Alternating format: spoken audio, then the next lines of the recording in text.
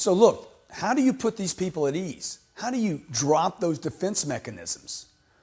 Unless this person visits you every day, they're not going to be in their comfort zone. You know, even if you're in their home and you're new to their home, they're going to be a little uncomfortable.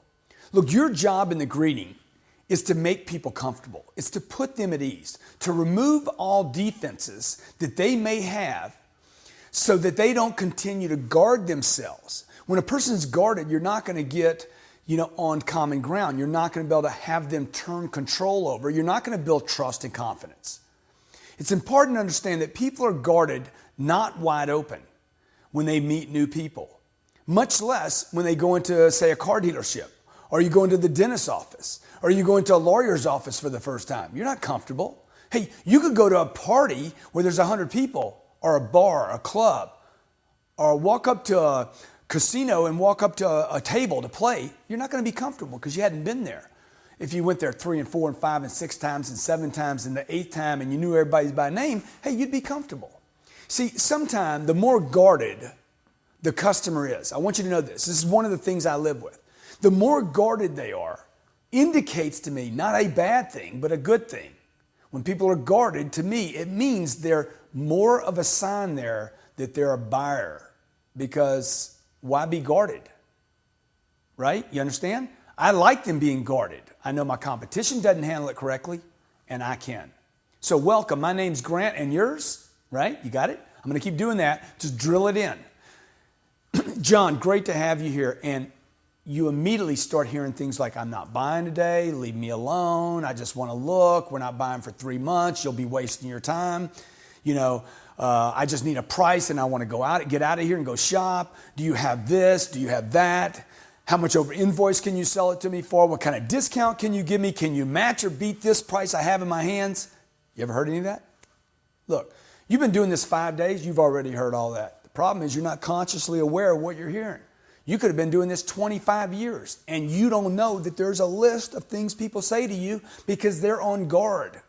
Most of which they just said to you has no meaning at all and you don't know it. All of the above means very, very little and are actually what are called reactionary defense responses. Okay, RDR, reactionary defense responses. They're reactionary, right? I put my hand out, most people shake my hand. I give them something, they want to give me something back. It's a reaction. All this, I'm not shopping, or I'm just shopping, I'm not buying, we're just looking, we only have 5 minutes. Those are what we call not objections, as you've been told. Those are not objections. Those are reactionary defense responses. They're automatic. Okay, they're automatic. They're not thought out, they're reactionary. They are designed to defend and protect and hopefully have you lose interest in serving the customer. And hey, most of the time it works. How many times have you done it? Hey, no, we're just looking. I'm not buying anything today. And the person says, okay, look around. See, don't take it personal. People are like, why'd they come in here, If you've ever gone to a vacation spot, you go down to, go to the Caribbean, in one of these gift shops and watch how ineffective the people are that work these little shops. They're paying rent. They open up in the morning. They close at night. They have their place inventoried.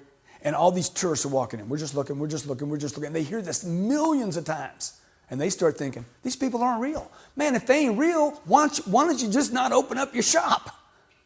Okay? Look, they're real. Don't take it personal. It means nothing.